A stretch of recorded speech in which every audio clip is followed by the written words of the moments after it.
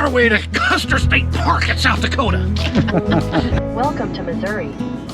For this adventure, our friends Matt and Devin are along, and as Matt so eloquently told you, we are headed to Custer State Park in southwestern South Dakota. Get ready though, this is unlike any other state park we have ever visited.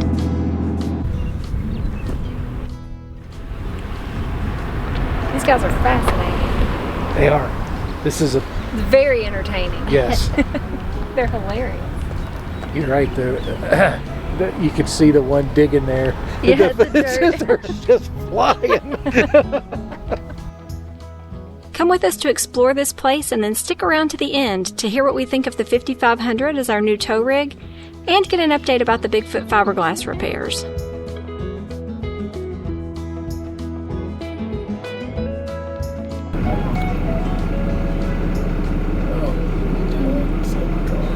First stop.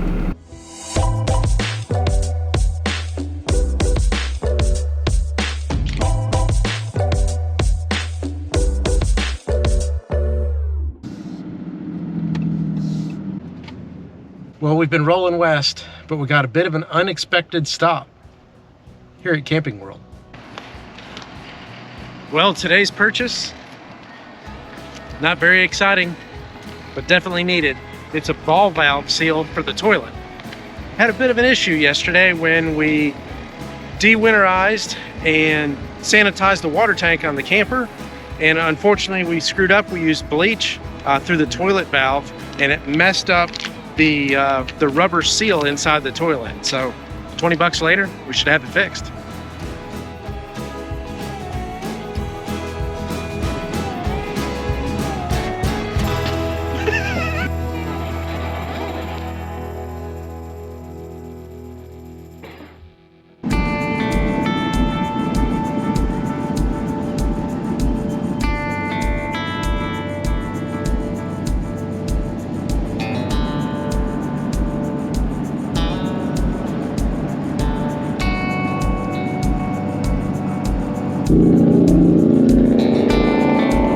When traveling through South Dakota, you would have to be asleep to miss Wall Drug. The company maintains 300 official signs, all hand-painted, that are close to and along the I-90 corridor.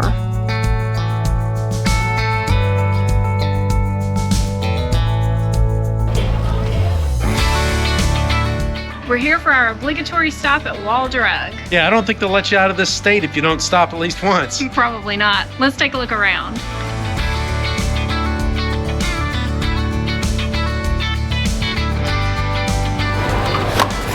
Give me my free ice water.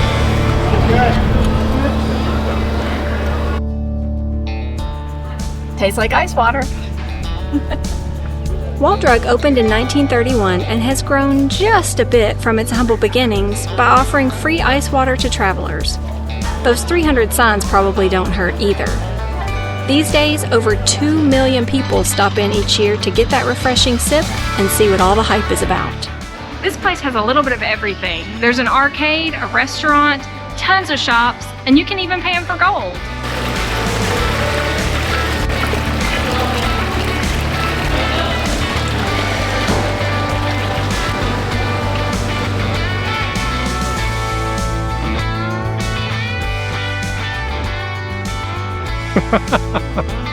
Yes, sir. And if you don't have time to go to real Mount Rushmore,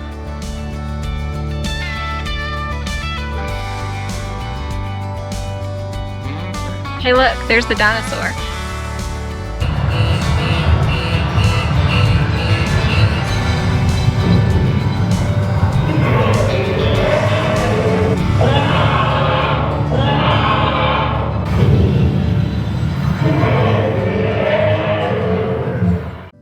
So what did everybody think of Wall Drug? It was an event. It's crowded, Yes. but they have everything. what were the big purchases of the day? Big belt buckle and some Huckleberry fudge.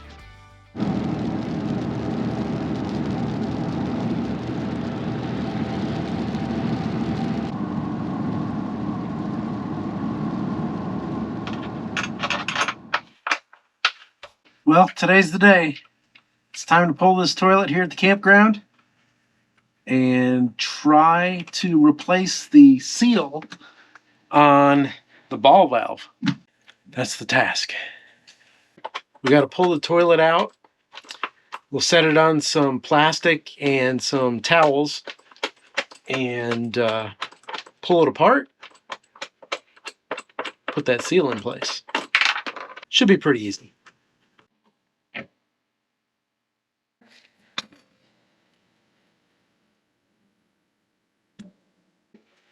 So one thing about RV life, you never know what's going to go wrong or what kind of project you're going to be into next. Today, it's the crapper. The waste seal here, or the ball valve seal, that's the part we're replacing. Actually didn't take long at all. Probably had the toilet out and completely dissected in like, I don't know, 5 minutes maybe. So pretty easy fix. Simple tools. So we're going to go ahead and replace the flush valve too. It was working just fine, but while we got this thing all torn apart, this one's got a little age on it. We might as well go ahead and put a new one in. We got one with us. There's some instructions in here if you need them. Nah, don't need them. Of course not. Who needs instructions?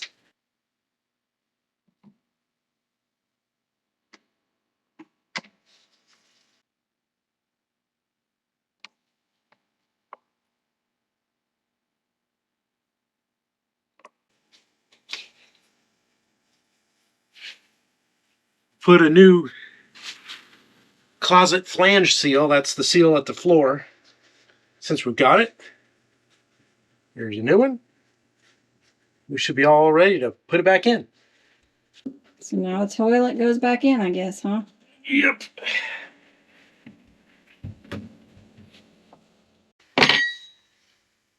All right. I think all we got left to do is hook up the water line. Looks like we have a working toilet again. The problem we were experiencing, when you half press the pedal, it's supposed to fill the bowl with water and not empty, like it is now. It was not doing that when it wasn't working correctly. We think it probably had something to do with the bleach that we ran through the system, but Thetford does recommend that you change that seal every 4 to 6 years. This is a 6-year-old camper, so it was probably time to change it anyway. And just for clarity, by bleach, I mean that we sanitize the water system by mixing a small amount of bleach into the water tank and then running it through all the faucets. We ran it through the toilet this time. I don't think we ever did that before. Probably shouldn't do it again. I think that's what caused the seal to shrink.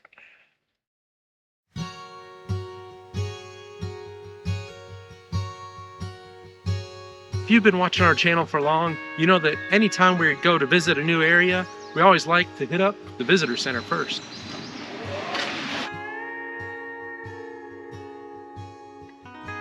We all grew up calling this animal a buffalo, and many people still do. It can be used interchangeably, but the actual correct name for them is American bison. The buffalo, or American bison, are the largest land animals in North America. Let's see how heavy I am compared to a bison. Yeah. Just past the ankles, maybe. All the way at the top. This visitor center and this park are all about the bison. This display tells us that they can cover 100 feet in a matter of seconds, so you need to keep your distance. But let's go see if we can find some.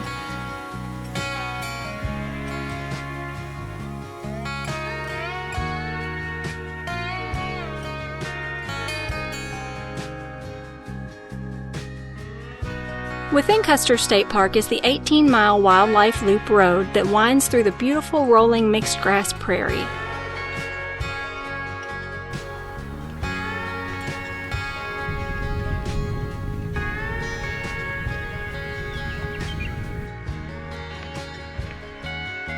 When we think of prairie, we tend to imagine flat land with nothing to see except grass. But here, that is far from reality. Here, the prairie rolls through the hills with interesting rocks, wildflowers, and yes, even some trees to add interest. It is wild and wonderful while still being serene and peaceful.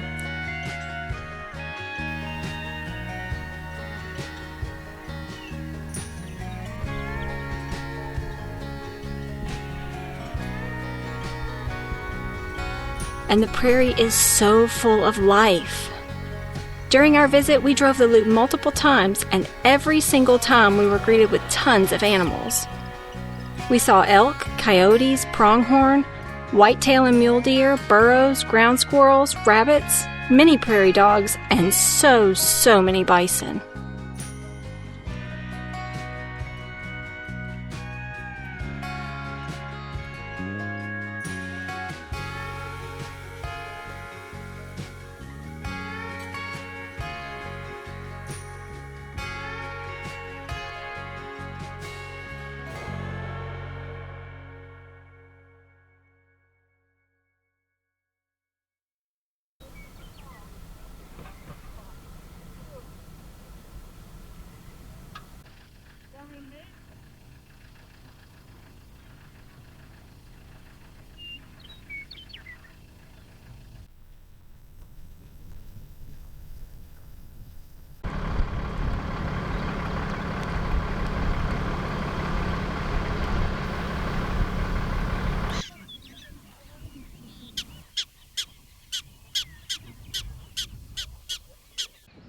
Among our group, though, the crowd favorite seems to be the Prairie Dogs. They are just so much fun to watch.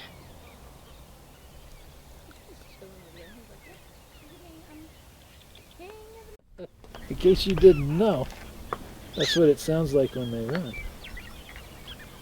What's it sound like when they run? Diggy, diggy, diggy, diggy, diggy. It's like a carpet. It's the moving carpet of prairie dogs. What did you call them, Devin? Little loaves of bread and the baby biscuits.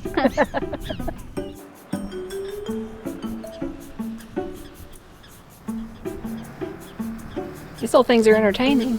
They're funny. Who needs TV when you can just watch these guys? Exactly.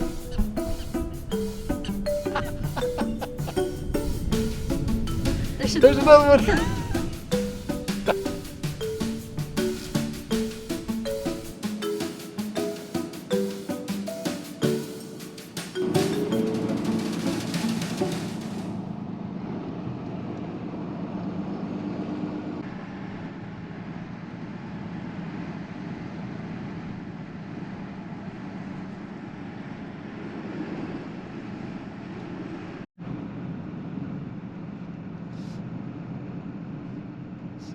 Also along the Wildlife Loop Road is the Bison Center and Corrals, where you can learn even more about these majestic animals.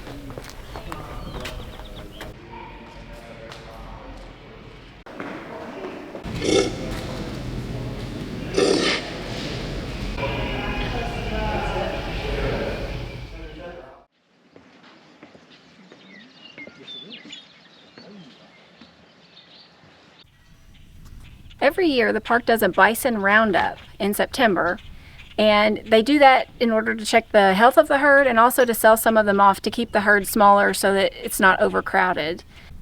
This is the corral where they sort them, tag them, vaccinate them, all the things that they're going to do. And the employee that we just spoke with said that they do about 150 head at a time.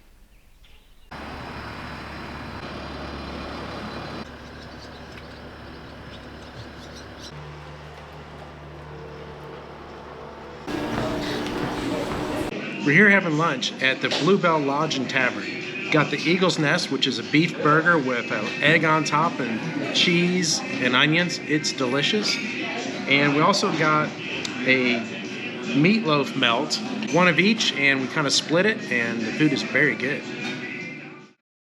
We're at Legion Lake. We just went through the gift shop and the cafe, and now we're taking the lake loop. It's called the Legion Lake Trail.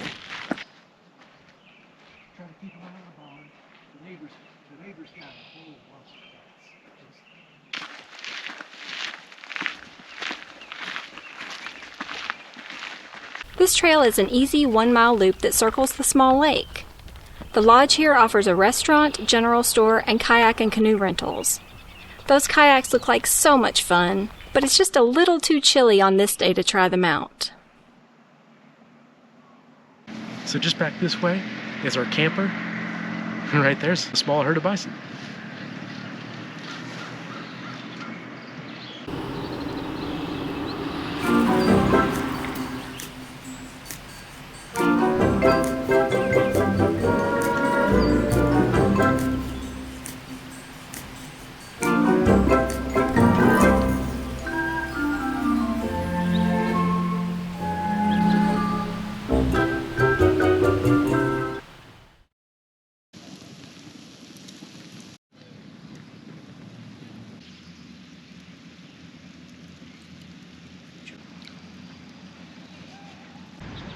Our first 5 nights here at Custer State Park were spent here at Game Lodge Campground.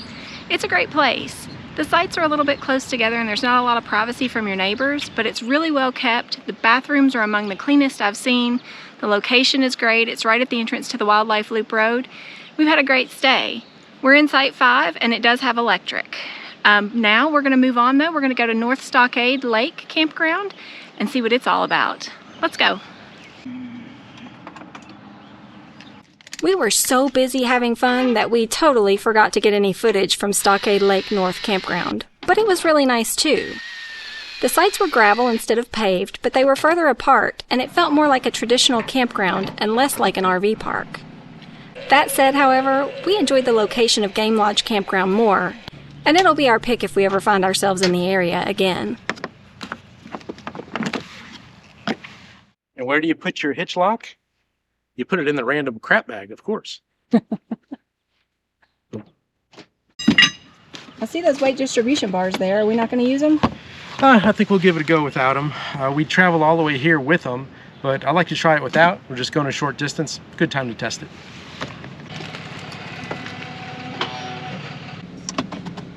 Off to the dump station.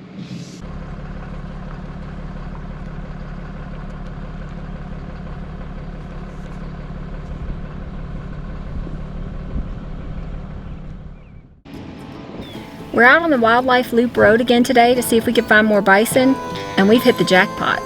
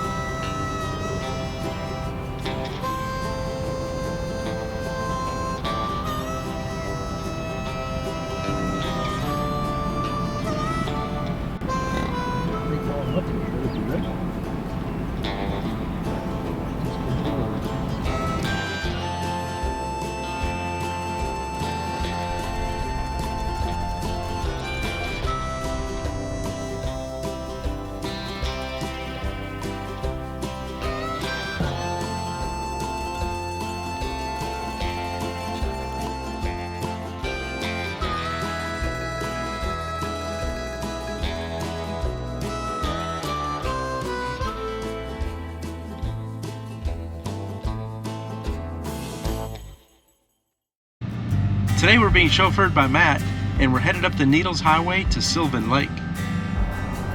Around 14 miles long, the Needles Highway twists and turns through forest, meadows, and rugged granite needle-like formations that give the highway its name. Be sure to check the specs on the tunnels along the highway before you go. The smallest is only 8 feet wide and 9 feet 9 inches tall, and there are plenty of stories circulating about folks getting stuck. While our new Ram 5500 should technically fit, it's a little too close for comfort for us. We're glad to be riding along with Matt on this one.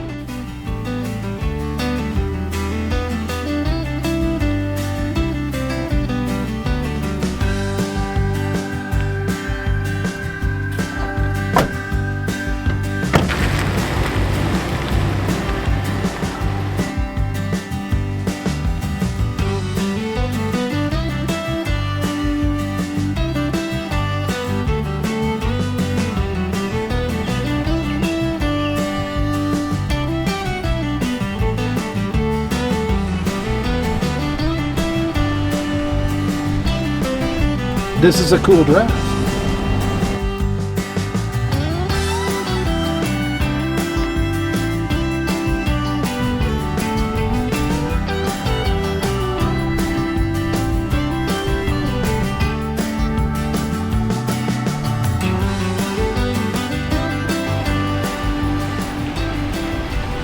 This one looks tight.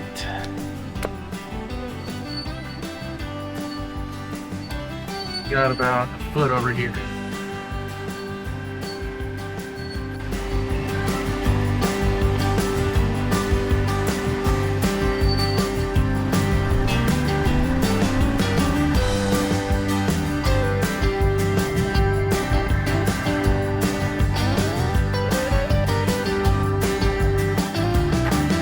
Welcome to Sylvan Lake.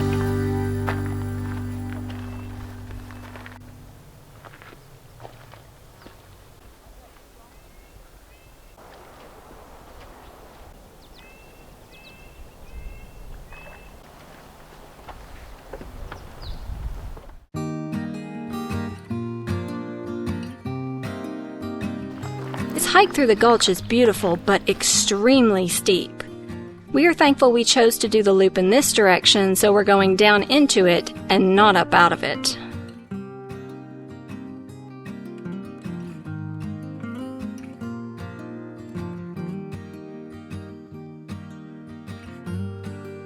So we just came down Sunday Gulch here behind me, and holy cow, it was very steep. Big boulders, a little bit of scrambling, but thankfully there were a lot of handrails, so it made it a little bit more easy to come down safely. It's a good time.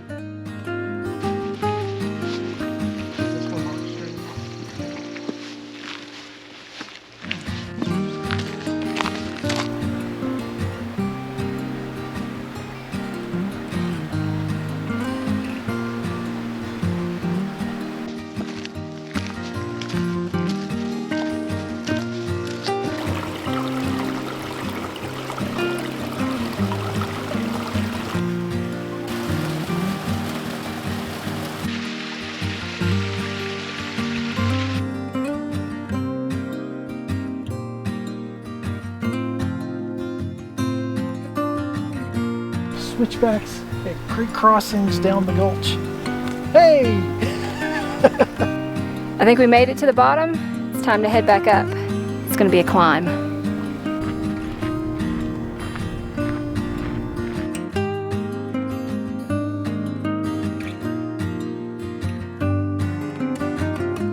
While there's a lot of uphill to get back to the trailhead, it is much more gradual and an easier walk this way than it would be climbing up through the gulch.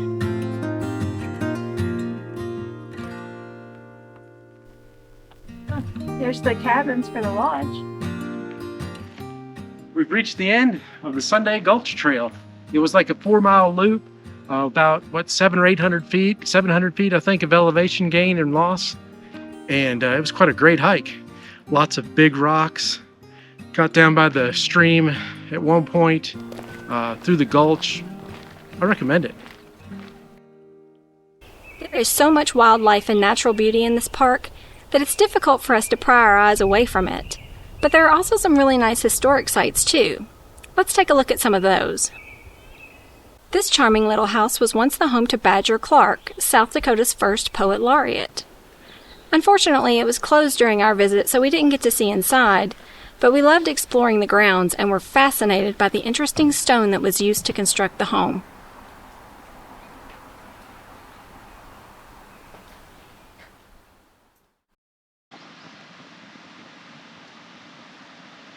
This is the State Game Lodge, and it served as the summer White House for President Calvin Coolidge in 1927.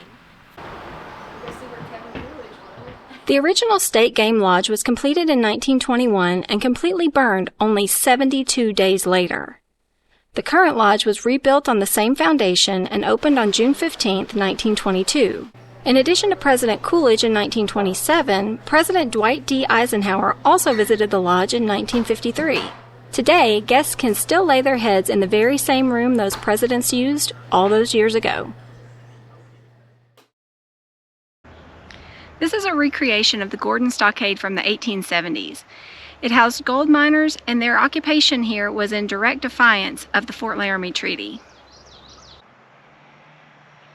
The 1868 Fort Laramie Treaty created the 26 million acre Great Sioux Reservation in this area and prohibited white settlement. Nevertheless, the discovery of gold had prospectors flocking to the region, including the Gordon Party, which built a log fortress here near French Creek. Their stay was short-lived, and within 5 months they were removed from the Black Hills by the U.S. cavalry. While this is the original site of the Gordon Stockade, the buildings and walls we see today are replicas.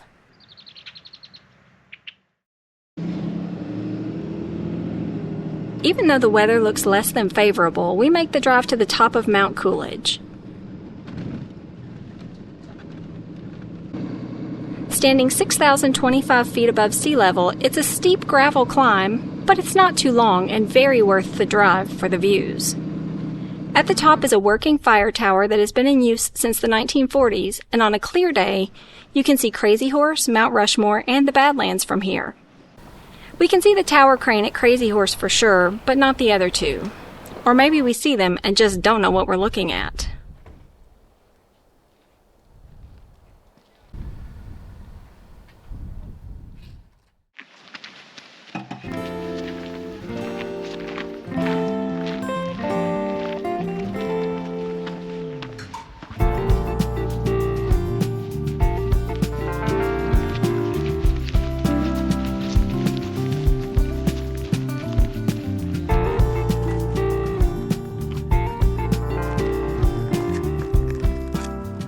The Stockade Lake Trail is a nice hike in the forest to a viewpoint of the Needles off in the distance.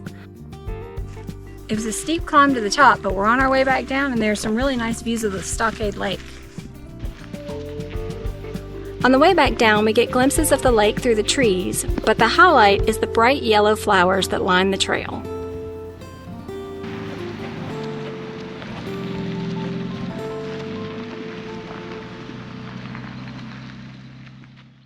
Well, our time at Custer State Park is over. It's raining pretty hard. It was a nasty teardown, but we got everything all put away. We're ready to go. And now it's time for the worst part of every trip, the drive home. It's not so bad.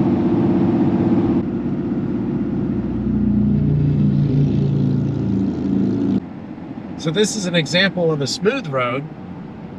We are on I29 South right now, which is not a great stretch of road, but this little bit of it here is not too bad. And we're doing 60 miles per hour, but you can see that it's not a very smooth ride. That's for sure. You can feel every little bump in the road.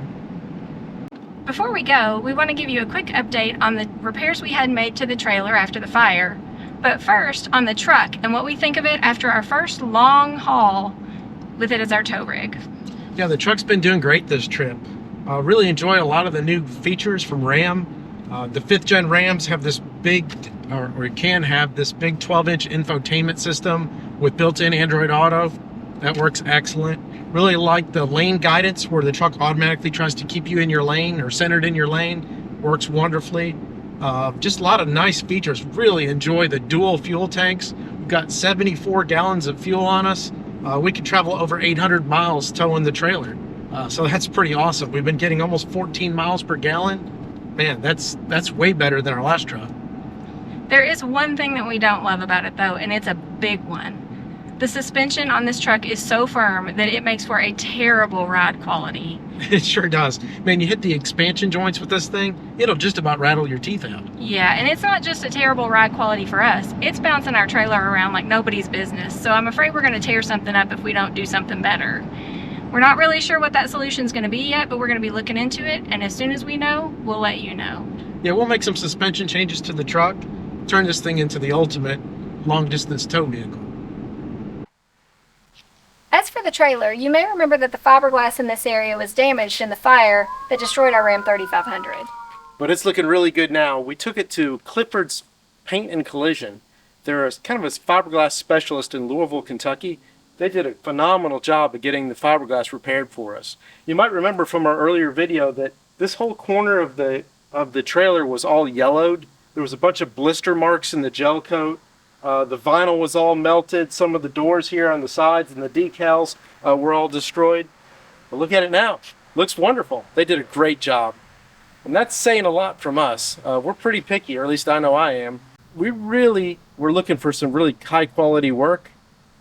They came through for us. Yeah, and the great thing is the person we were dealing with was the actual owner of the company. He kept us informed the entire way, sent us lots of pictures along the way. If there was something that he didn't think was going to turn out just as perfect as we wanted it, he was quick to tell us that.